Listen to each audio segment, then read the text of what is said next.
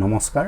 মৰমৰ ছাত্ৰ ছাত্ৰীসকল তোমালোক সকলোকে ষ্টাডি কৰ্ণাৰ আসামৰ আন এটা ভিডিঅ'লৈ স্বাগতম জনাইছোঁ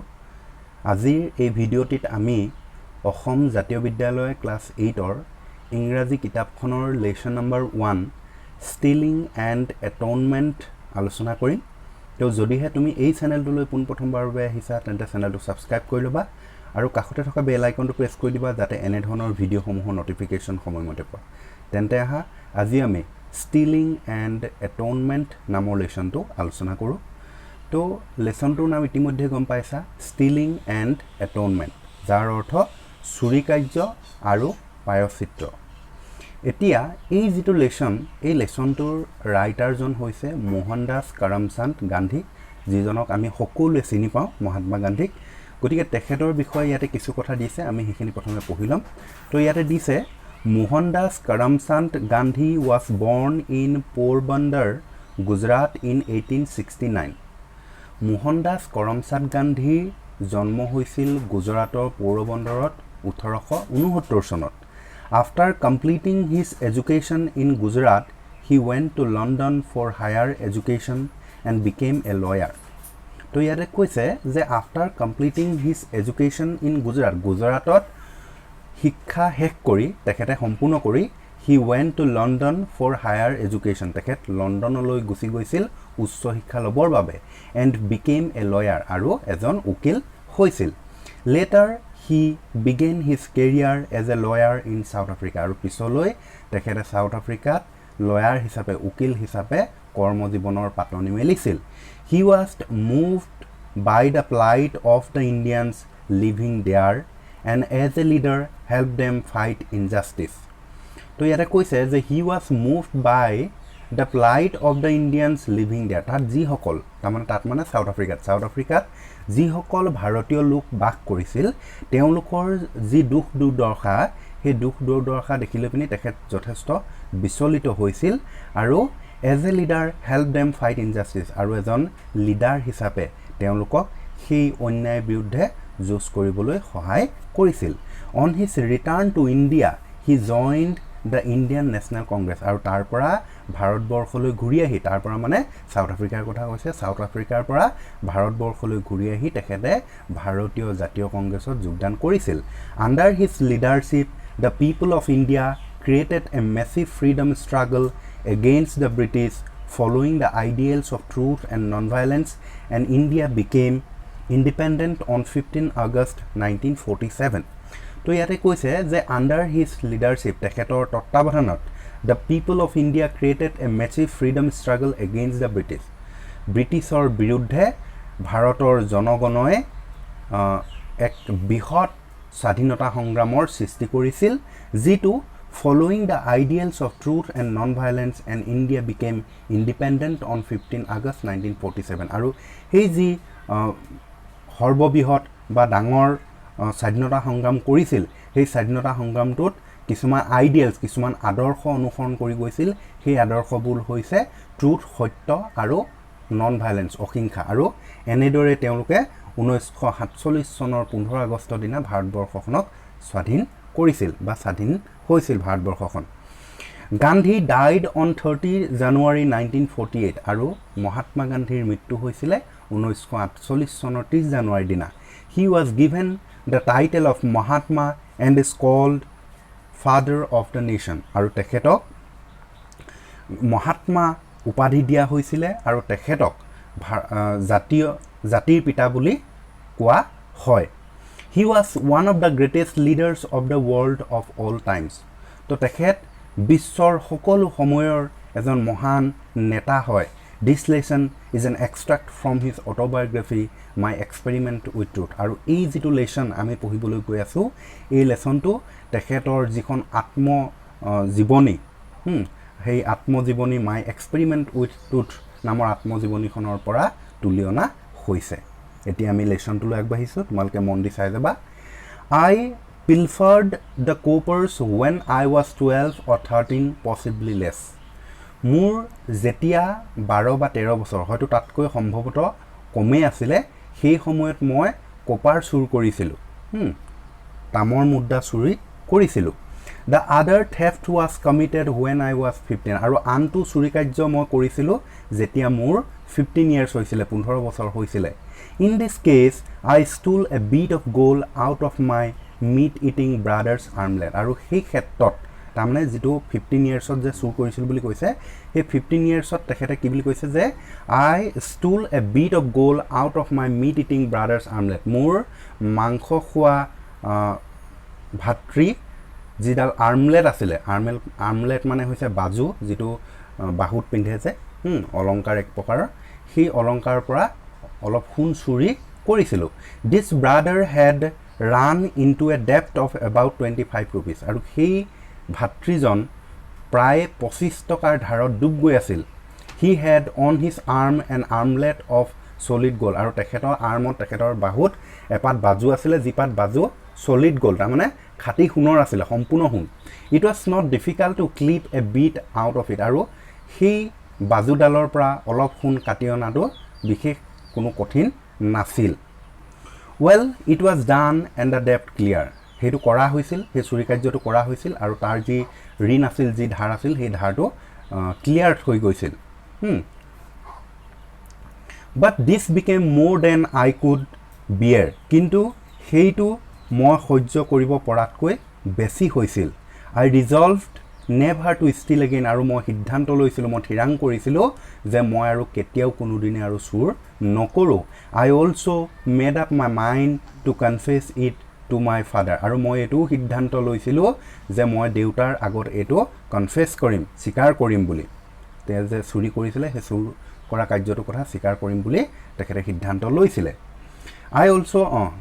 বাট I did not dare to speak কিন্তু মই দেউতাক ক'বলৈ সাহস কৰা নাছিলোঁ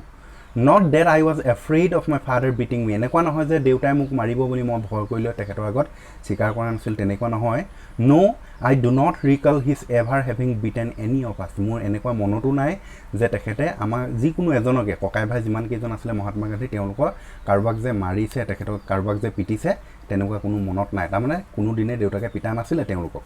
আই was afraid of the pain that I should cause him আচলতে মই ভয় কৰিছিলোঁ যে মই কনফেছ কৰাৰ পাছত স্বীকাৰ কৰাৰ পাছত দেউতাই যি পেইন পাব যি দুখ পাব সেই দুখটোক লৈ পিনিহে মই ভয় কৰিছিলোঁ but I felt that the risk should be taken কিন্তু মই অনুভৱ কৰিছিলোঁ যে সেই ৰিস্কটো ল'ব লাগিব তাৰমানে ক'বই লাগিব that there could not be a cleansing without a confession কাৰণ তেখেতে ভাবিছিলে যে যদি তেখেতে স্বীকাৰ নকৰে তেনেহ'লে তেখেত চাফা হ'ব নোৱাৰিব I decided at last to write out the confession to submit it to my father and ask his forgiveness আৰু মই সিদ্ধান্ত লৈছিলোঁ যে মই কনফেশ্যনটো স্বীকাৰোক্তিটো মই লিখি লৈ পিনি দিম দেউতাক মই নিজ হাতে দি দিম আৰু তেখেতৰ পৰা মই ক্ষমা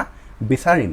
I wrote it on a slip of paper and handed it to him myself আৰু মই এখন কাগজত টুকুৰাত লিখিছিলোঁ আৰু লিখি লৈ পিনি মই নিজ হাতে মই দেউতাক দিছিলোঁ in this note not only did I confess my guilt আৰু সেই নোটটোত সেই লিখনিটোত মই কেৱল মোৰ ভুল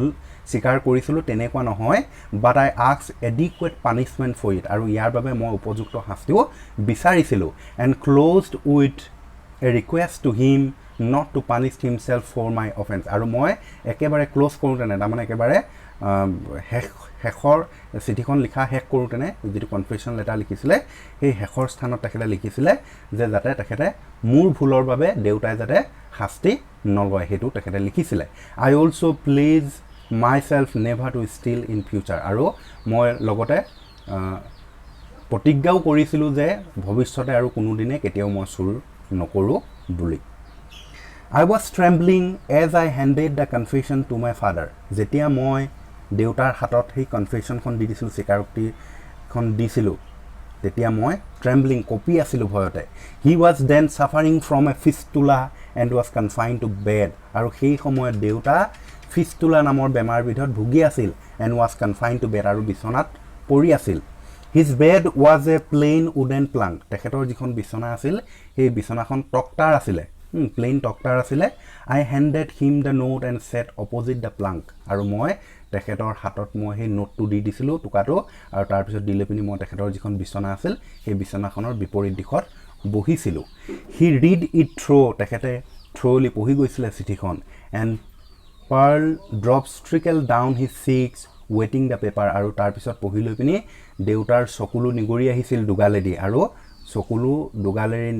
দুগালেদি নিগৰি আহি পেপাৰখন যিখন কাগজ দিছিলে সেই কাগজখন ৱেটিং তিতি গৈছিলে for a moment he closed his eyes in thought and then tore up the note এক মুহূৰ্তৰ বাবে দেউতাই চকুকেইটা মুদিছিলে আৰু মুদিলৈ ভাবিছিলে আৰু তাৰপিছত সেই যিখন নোট দিছিলোঁ যিখন কাগজৰ টুকুৰা দিছিলোঁ লিখনি সেই লিখনিটো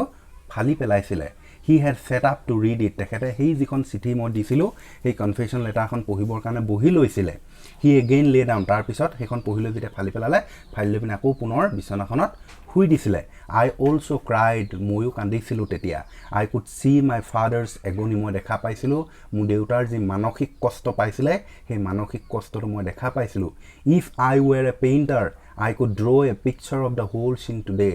মই যদি এজন পেইণ্টাৰ হ'লোহেঁতেন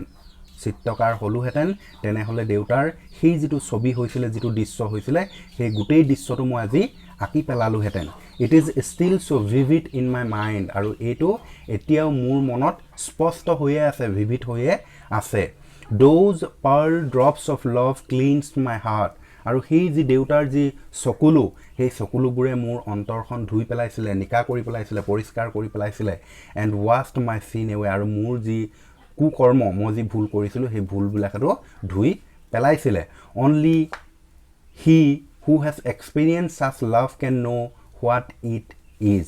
অকল কেৱল মাত্ৰ সেইজন ব্যক্তিয়েহে এইটো কথা বুজিব পাৰে যিয়ে তেনেকুৱা মৰমৰ অভিজ্ঞতা লাভ কৰিছে এজ দ্য হিম চেজ যি হিম মানে হৈছে স্তুতিগীতটোৱে কৈছিলে যে কি বুলি কয় only he who is smitten with the arrows of love knows its power সেইজন ব্যক্তিয়েহে প্ৰেমৰ শক্তিৰ কথা বুজি পায় মৰমৰ শক্তিৰ কথা বুজি পায় যিজন ব্যক্তিয়ে সেই মৰমৰ কাঁড়পাতৰ পৰা আঘাত পাইছে this was for me an object lesson in ahimsa আৰু এইটো মোৰ কাৰণে এটা অহিংসাৰ এটা লেচন আছিলে শিক্ষা আছিলে then I could read in it nothing more than a father's love but today I know' that it was pure ahimsa আৰু সেই সময়ত তেতিয়া মই কেৱল দেউতাৰ মোৰ প্ৰতি ভালপোৱা কথাহে বুজি পাইছিলোঁ বাট টুডে কিন্তু আজি আই know' that it was pure অহিংসা মই বুজি পাইছোঁ যে মই বুজোঁ যে এইটো এক বিশুদ্ধ অহিংসা হয় when such ahimsa